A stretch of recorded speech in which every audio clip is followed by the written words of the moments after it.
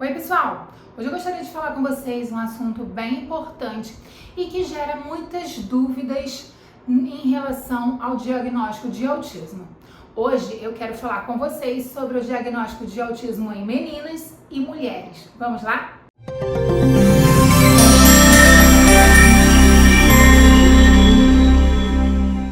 O tema do vídeo de hoje surgiu depois de uma palestra onde algumas pessoas perguntaram em relação ao diagnóstico de autismo em meninas. Por que nós temos mais diagnósticos em meninos do que em meninas e se havia alguma diferença? Então, a gente vai abordar aqui algumas coisas interessantes para se pensar em relação à forma de diagnosticar as meninas e entender por que as meninas são ou subdiagnosticadas ou diagnosticadas de maneira incorreta. Para isso, eu quero falar com vocês sobre um termo que é muito interessante, chamado masking.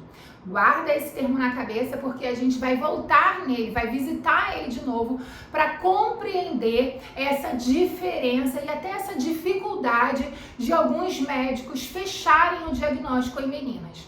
Mas vamos então a sinais que são sutis em meninas, mas que os médicos podem ignorar ainda na infância.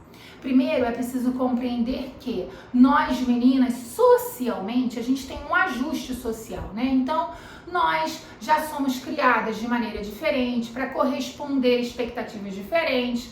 Aquela história de que, é uma mocinha, ela é mais frágil, tá tudo bem ela ser tímida. Isso pode, em alguns casos, fazer com que essa hipótese diagnóstica fique em dúvida. Será que ela está só tímida ou ela realmente está apresentando sinais que impactam a comunicação? Porque quando a gente fala em autismo, a gente não está falando a timidez, ela não é uma característica diagnóstica, e sim déficits persistentes na comunicação. Então, quando você compreende o processo de comunicação e desenvolvimento da linguagem, você entende que nessa linha de comunicação existem algumas falhas na comunicação das meninas, mas que a sociedade ou até a própria família considera que ela só é mais mocinha, é mais comportadinha, e aí, comparado aos meninos, como se espera que eles sejam mais ariscos. Isso é um preconceito mesmo, tá, gente? Chega a ser um machismo mesmo, mas é o ajuste social, um ajuste de padrão social que tem um peso diferente para meninos e meninas. Inclusive, alguns artigos já questionam por que alguns critérios diagnósticos se encaixam mais nos meninos. Então, é importante entender que existem padrões que precisam ser verificados e observados a fundo. É claro que quando a gente fala de autismo, em todos os casos, a gente está falando de sinais que vão aparecer em qualquer ambiente, desde a infância, do histórico da infância. Mas muitas mulheres, elas só vão receber o seu diagnóstico na fase adulta. E o que acontece? Muitas meninas, quando têm os sinais muito evidentes, elas conseguem um diagnóstico, às vezes até de TDAH e poucas vezes com TEA. Quando a gente fala em diagnóstico em meninas com TEA, a gente está falando de sinais muito evidentes, de que estava ali. Agora, se você pensa em sinais sutis, a menina vai passar por um processo mais longo de conquistar esse diagnóstico, né? Porque o diagnóstico é uma resposta importante. Mas, acima de tudo, ela pode, inclusive, ter um diagnóstico errado. Voltamos agora, então, ao masking. Como socialmente nós, meninas, precisamos ter alguns comportamentos aceitáveis, eu vou até colocar em aspas, comportamentos aceitáveis. Mas vamos entender. Quando o menino sobe, desce, quer fazer coisas, ele é muito agitado, ele pergunta muitas coisas, ele é curioso, tudo isso fica sendo, né? Olha, esse menino, veja só como ele é inteligente. Mas, do contrário, se a menina é muito curiosa, muito agitada, gosta de falar com todo mundo, tem um assunto de interesse, nossa, menina, as meninas não são assim. Então, as meninas acabam iniciando esse processo de masking.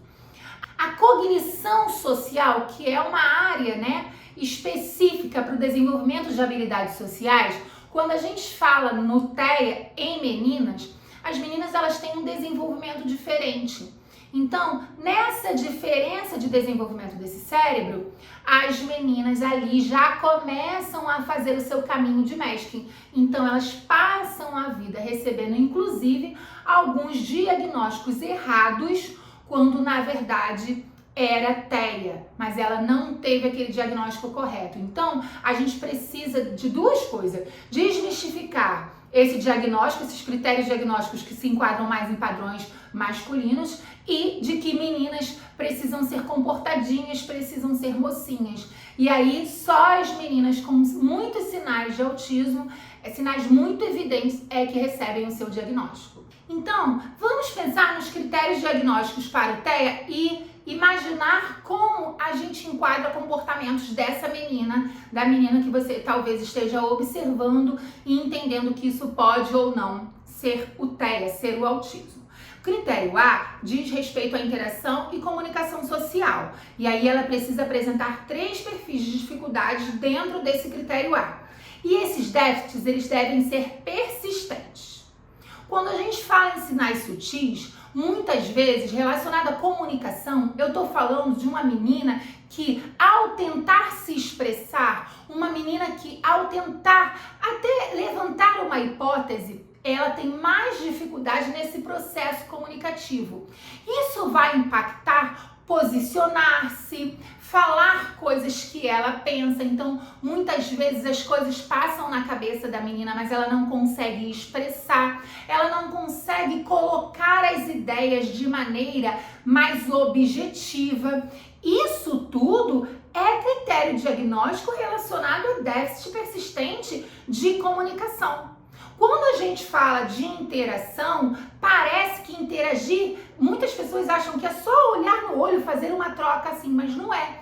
Uma conversa, por exemplo, social, ela demanda que todas as pessoas, né, não dominem, mas que todas as pessoas estejam por dentro do assunto a ser abordado, essa conversa, e que todas essas pessoas em comum acordo vá falando sobre aquilo. Muitas vezes a menina tem um interesse naquilo, ela consegue se expressar, ela quer se expressar, mas a forma de expressar essa ideia nesse grupo é impactada por déficits de comunicação e de interação. Ela pode ficar mais nervosa, ela pode ter sudorese, porque ela tem extrema timidez, que não é extrema timidez, pode ser um diagnóstico, para falar em público. Então, na cabeça é preciso organizar. Quando a gente fala dos critérios B relacionados a comportamentos repetitivos, né, e restritos, logo vem à cabeça, os meninos que amam dinossauro e que alinham carrinhos. Isso também é outro mito já para os meninos, mas principalmente nas meninas. A forma, né, esse interesse restrito, ele pode vir, por exemplo, de um assunto. Então, uma menina que gosta de games e vai ficar hiper interessada somente nos assuntos do mundo do game. E essa família pode ter dificuldades para identificar que aquilo é um interesse restrito. Mas ela só fala de games, ela só quer saber do mundo. Ela constrói a sua narrativa toda social em torno dos games. Eu tô dando um exemplo aqui, mas isso de forma alguma deve ser um estereótipo para a gente identificar que pessoas que gostam de dinossauros ou de games têm autismo. Não é esse o objetivo. É só que você compreenda esse processo de mascaramento que é feito através do diagnóstico que não chega, o diagnóstico que pode vir errado ou até não acontecer. Essa menina vai crescendo, se ajustando cada vez mais, porque família e sociedade pedem um padrão ajustado de comportamento da menina. A gente não pode negar, eu sou menina e eu tenho um irmão menino, e eu lembro que muitas vezes a minha mãe falava, mas é porque isso é coisa de menino, né, Renata? Ou então, mas é porque ele é homem, né? Então, esses padrões de comportamentos que são aceitáveis ou não no menino e não são aceitáveis na menina, isso pode prejudicar o olhar do critério diagnóstico para o TEA. Além do próprio desenvolvimento cognitivo, o desenvolvimento do cérebro. O cérebro das meninas podem ter dificuldades diferenciadas em relação ao menino. Então é muito preciso que a gente tenha um aprofundamento, a ciência já está trabalhando para isso, acho que a gente tem um aprofundamento em relação a esse diagnóstico em meninas, que a gente tenha critérios que identifique mais esse comportamento das meninas. Então esse mês quem vai fazer, por exemplo, essa menina não socializar tanto, ela vai menos ao barzinho, ela passeia, ela tem menor, né? Ela tem um limite de amizades que ela julga aceitáveis. De novo, eu vou botar entre parênteses, por que são amizades aceitáveis? Porque nessa troca, toda troca social, a amizade é uma troca social, né? Os dois, esses pares se entendem. Quando o outro não se entende, ela não se ajusta, ela se afasta. Então, ela vai criando esses padrões e vai crescendo. Conforme ela cresce, alguns outros diagnósticos podem aparecer, alguns outros sintomas podem aparecer e isso pode ser confundido com outros nomes, como por exemplo, depressão, bipolaridade. Muitas meninas podem passar por um processo de acreditar que o que ela tinha, muitas mulheres, né? Acreditar que o que ela tinha era depressão, quando na verdade, ou bipolaridade, quando na verdade isso eram sintomas de TEA. Na bipolaridade mesmo, essa oscilação de humor, essa oscilação de temperamento, isso pode estar relacionado ao padrão social, né? O padrão de cognição social da menina ou da mulher. Então, a mulher, ela passa a sua vida mascarando esses sinais até que receba o diagnóstico correto, uma atenção correta para sua demanda. Então, isso gera muita ansiedade, gera também problemas até no relacionamento. Uma mulher que ela não consegue se posicionar em relação aos seus relacionamentos, né? Então ela vai tendo essas questões, ela vai limitando seus grupos sociais e vai limitando também, né, todo esse seu desenvolvimento social. Nós somos seres sociais, então ela vai caminhando e mascarando seus desejos, escolhendo sua formação, escolhendo suas amizades, mascarando de acordo com esses ajustes sociais que é feito. Então, em meninas, a gente fala que principalmente é preciso ter esse olhar mais apurado, justamente porque a gente deseja que cada vez mais os médicos tenham esse olhar atento ao que a família indica em relação ao comportamento. Então, as meninas que têm dificuldade social, mesmo na família, mesmo brincar com outras meninas, ela sempre se sente muito incompreendida, ela sempre sente que não é que ela não é aceita, ninguém consegue compreender não só as suas ideias, mas sempre tem um conflito relacionado a essa troca social. Essa menina também ter dificuldades, né, em relação à capacidade dessa conversa, expressar ideias.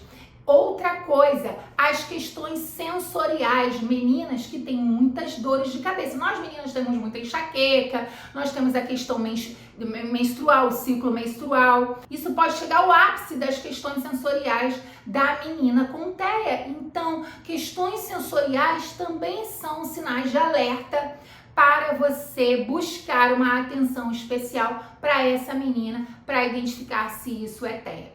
É claro que esse não é um vídeo que busca aumento de diagnóstico, mas é importante dizer que dados dizendo que são 1 para 4, uma menina para cada 4 meninos, a ciência já está mostrando que não é exatamente assim. Cada vez mais é estudado essa necessidade de compreender o autismo em meninas, essa diferenciação, esse cérebro diferente, essa cognição social diferente. Então, nós temos que ter um olhar atento a essa menina que está mostrando sinais, mas que por uma questão social muitas vezes é mascarado. E aí, gostou desse vídeo? Você também tinha dúvidas relacionadas ao autismo em meninas? Realmente esse é um assunto que pede mais, né? Que ainda é muito complexo e muito confuso para muitas pessoas. Agora é sua vez, comenta aqui, você já teve algum desafio para identificar o autismo em meninas? Você já passou por alguma dificuldade para receber o seu diagnóstico? Conta pra gente como foi. Você compartilha a informação, eu compartilho aqui e juntos a gente cresce. Um beijo grande, tchau, tchau!